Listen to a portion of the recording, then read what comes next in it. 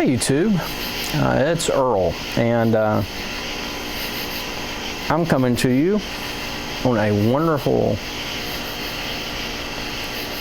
Wednesday night here, and I thought I'd do a little bit of I don't know what this is. I just thought it'd be a little bit of me talking and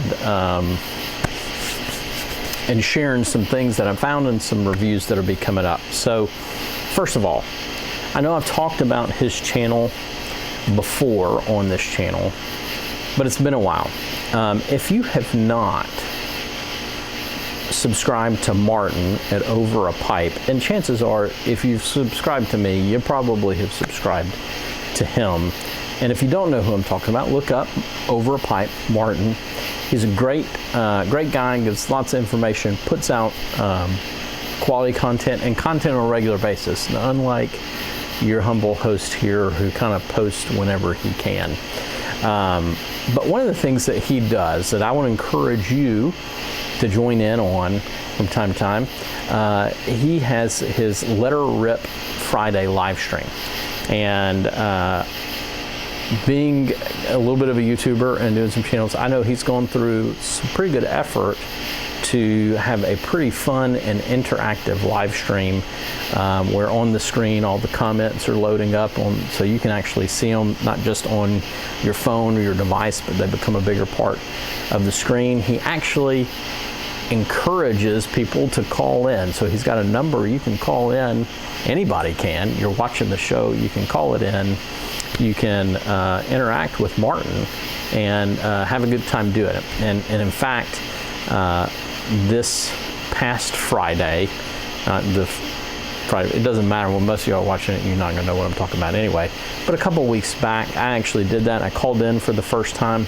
Me and Martin have exchanged comments on each other's videos from time to time. We've mentioned each other in our videos from time to time, and I think we probably started at a very similar time period recording. But anyway, it was good to finally actually get to talk to Martin. I got to be on his live stream for a few minutes, and we had a very good conversation. It was lots of fun. You should go check that out. I'll try and post a link to that episode. Now, his live streams are like 2 hours long. They start at 9 o'clock Eastern, 8 o'clock Central, but they're great fun on a Friday night. One of the things, if you are a first-time caller and you call in, sometimes he gives you the opportunity to answer a trivia question, and if you do and you get it right, he sends you something. And so this week, excuse me while I put my bald head closer to the camera. I had to get some things off the table. So this week, I made a call in to his show, answered the trivia question correctly, and was able. I spun the wheel. There's a wheel of prizes. I spun it. I won, and he packaged 3 tobaccos up and sent them to me. 2 of them are bulk blends, and one of them is a very hard to find tobacco. So first of all, thank you, Martin, for sending them along. The first one is, you probably can't read that, is Lane's Very Cherry, which I'm going to be gifting this along to someone. I did have a bowl of it. I don't know, you guys who love cherry aromatics, I don't know why you like them, but you probably don't know why I love Latakia either, and you probably think I'm crazy, but I don't really get cherry aromatics. It doesn't taste good. Burns my tongue. But thank you for sending it, Martin. I don't mean to say anything other than that. So I'm glad I won. I'm glad I got to talk to you. I'm glad I got the Very Cherry. I will pass it on to, I've got a few friends in my life who love aromatics, and I will pass that on. The other is a little bit of Lane 1Q, and who doesn't love a little bit of Lane 1Q? Now, Martin sent this in a little package, and so the Lane 1Q smells a little cherry-ish as well. And any of you who've dealt with aromatics know that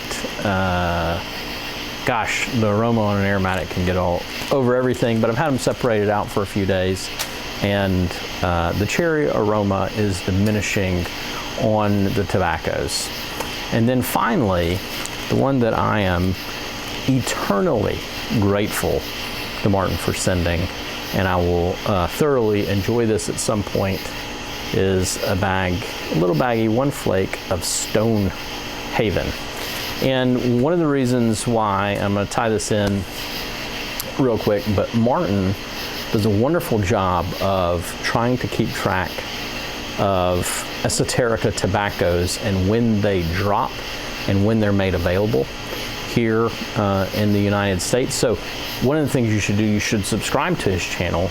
Number two, you should put the bell on, or the alert, so you know when he posts something, because when he goes live, a lot of times he's going live telling you that esoterica has made a drop and where you can get some. If you want to track down some Penzance and you've never been able to, sign up with Martin. That's how I was able to track some down. I'm going to get my hands on some Stone Haven at some point so I can smoke more of it. But for now, Martin sent me a little flake, and so I'm greatly appreciative of that and of Martin's channel and everything. So you guys go check out Martin.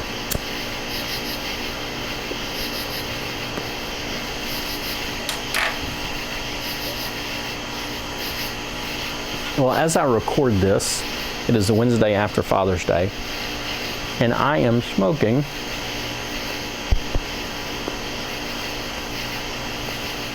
my Father's Day present. It is a Ashton, oh, picked up my face again. There we go. It is an Ashton Billiard. It was manufactured in 2016. It's a good little pipe. I love, so it's you can see it's got the brightly colored orange stem on it. You may or may not like that. My wife is always telling me that she wants my pipes to be different. What's the point in collecting another pipe that looks the same as all the other pipes that I have?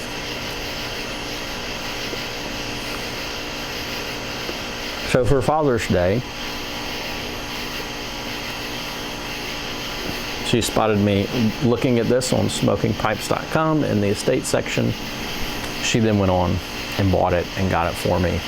Lovely wife, really thoughtful, and very appreciative of it. But I love this saddle bit on it. I love saddle bit billiards. Just the comfort, they're great. It's a straight pipe. It doesn't give me any problem smoking it. It's a great little pipe. So, happy Father's Day to all of you, and I hope your family got you something like my family did.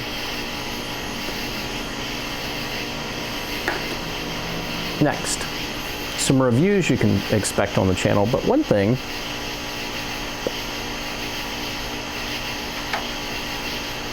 that has really mystified me over the past 2 years, especially when the rest of this brand went off the market, is the fact that you can still find Dunhill branded tobacco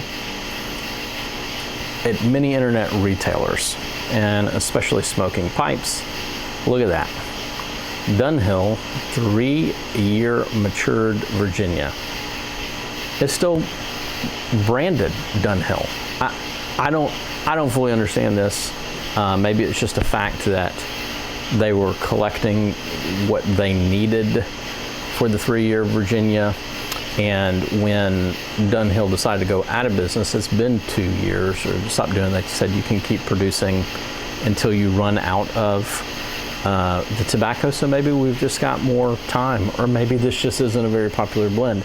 I don't know much about this blend. I do think that there's a topping on this, if I read correctly, but I'm going to post this. I'll do a first impressions and a review of that as well.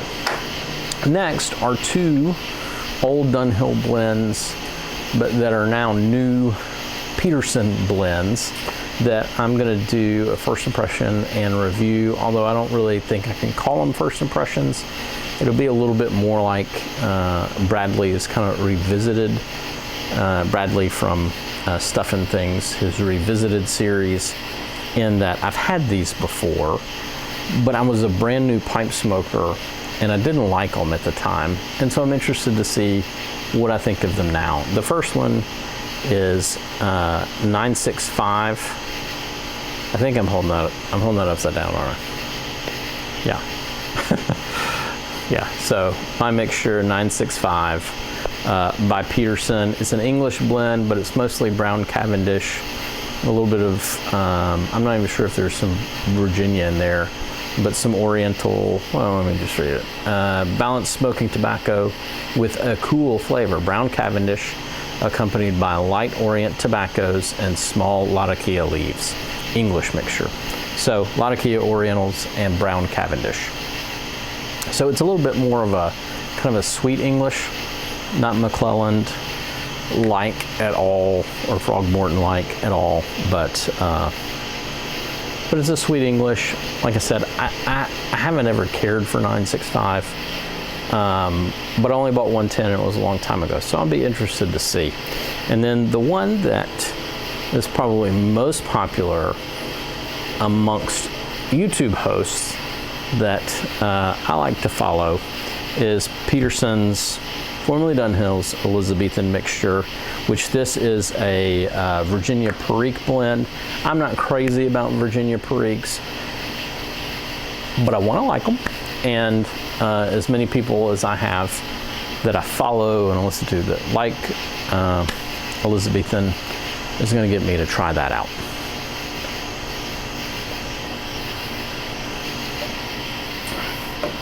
Well, what's been going on else in your life? I don't know about you guys, but sometimes this world depresses me. Especially as an American. As of lately, there's been a lot of depressing things.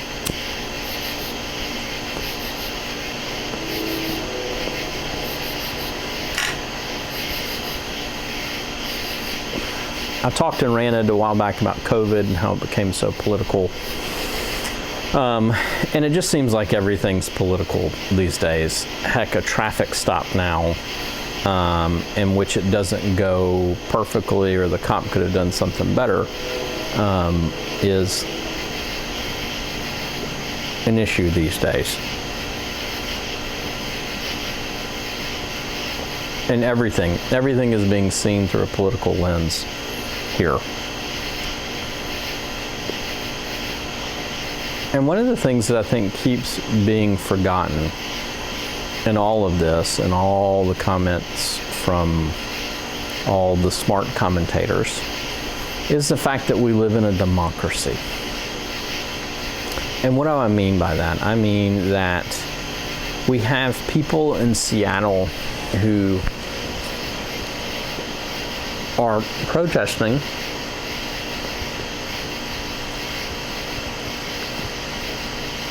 their government. And that's good when your government's not doing what you want them to do. Where you go too far, in my opinion, is when you decide to occupy a 6-block territory and kick the government out. That's not democracy. That's not the rule of law. That's not okay. And if I offend any of you by saying so, I'm sorry. But democracy is that we have the right to protest and bring our, complaints to our government, and you should do that. Everybody here should probably be more involved in the political process than you need to be.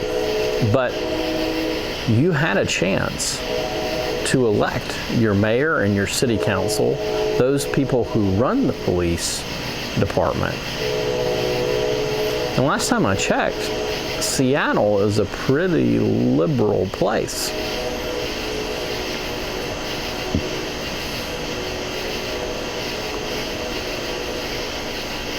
And so at a certain point, I think we as Americans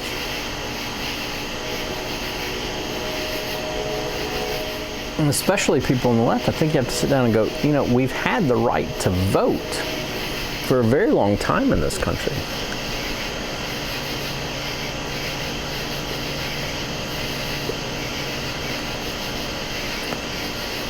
And the people you have elected have not done the job they need to do. The answer isn't to take over 6 blocks. The answer is to move them out of office and put somebody else in. And we've got, hey, guess what? We've got an election coming up in November. Protest. Make your voice heard. But you got to stay within the rule of law. I'm sorry. And taking over a 6-block area and kicking the government out is wrong. And don't give me these arguments about the American Revolution. It was different. You had a king who kept disbanding the legislative choice of the people and refused to hear the people. We're not in that category here. In Seattle, you've had a right to vote, you've had a city council, you've had a mayor, all elected officials elected by the people and for the people. And if they're not serving you, you vote them out. And if you've got the opportunity to recall them, you recall them.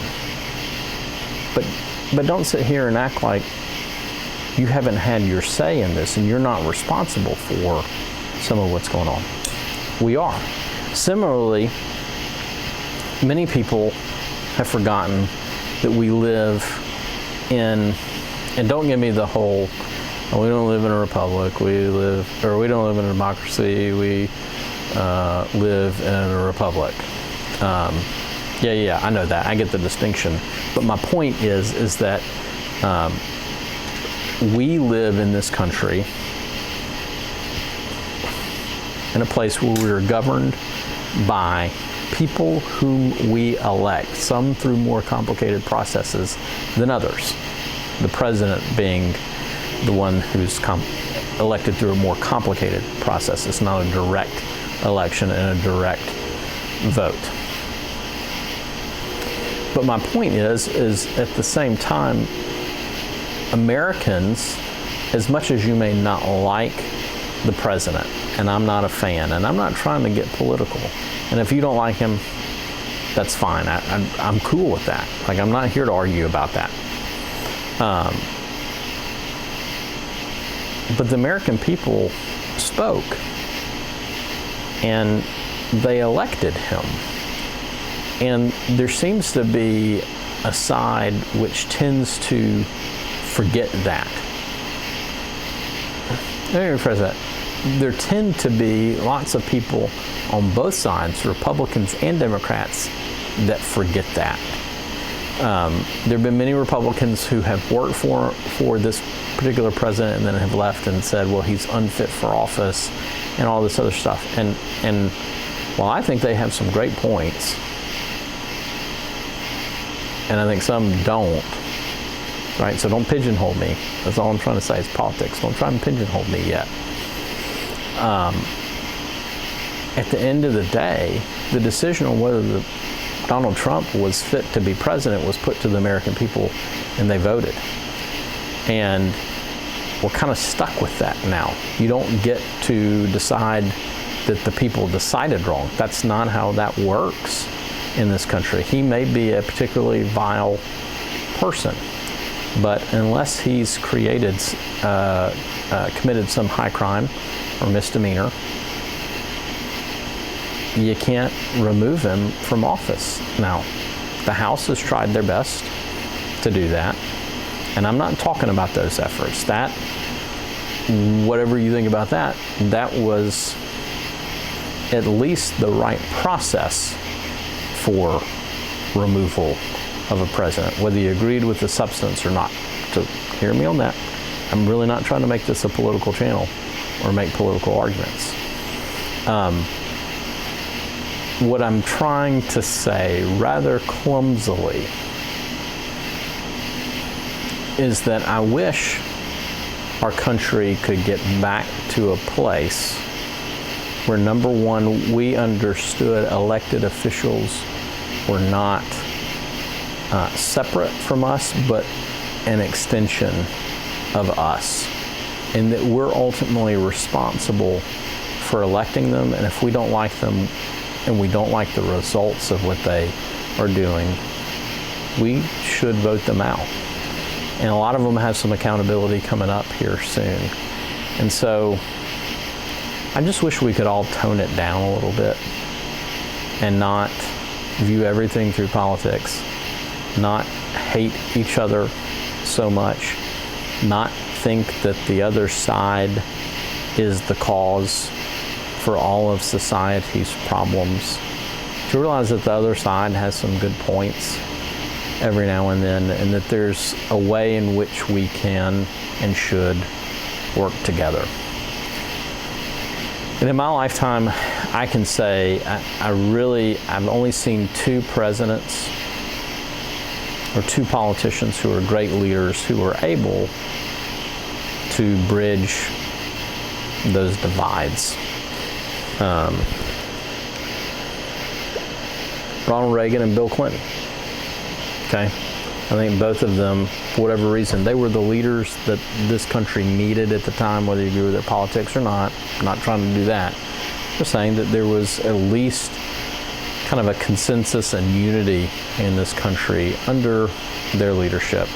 I know things have been worse before, and I know this is a little bit of a long ramble here at the end of my video about politics, but it's more of a longing that we had better leaders to elect. I don't think we have that this time around. I don't think we've got great choices on either side. And a longing to see Americans take a little bit more responsibility for who is governing, and realizing that all these laws and policies and the way we police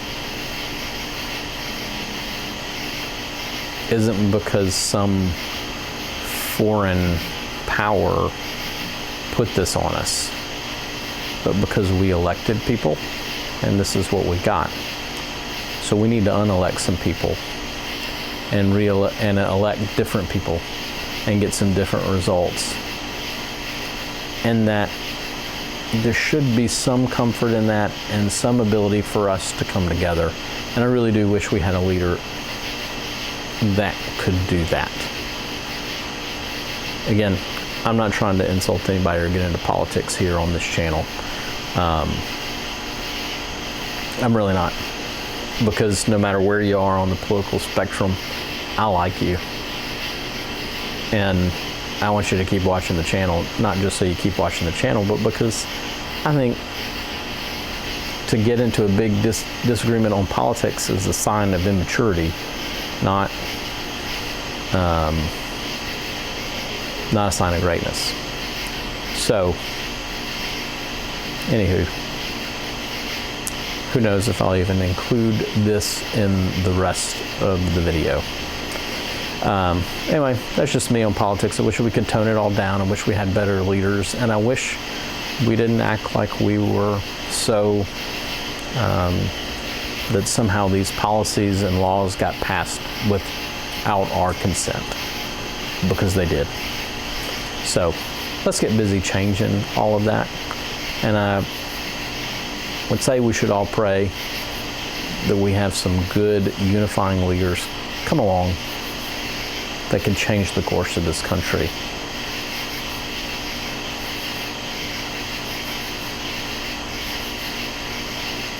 That's probably too controversial for me to say right now. I'll probably get some comments about it. Anyway, y'all have a good evening. This has been Earl.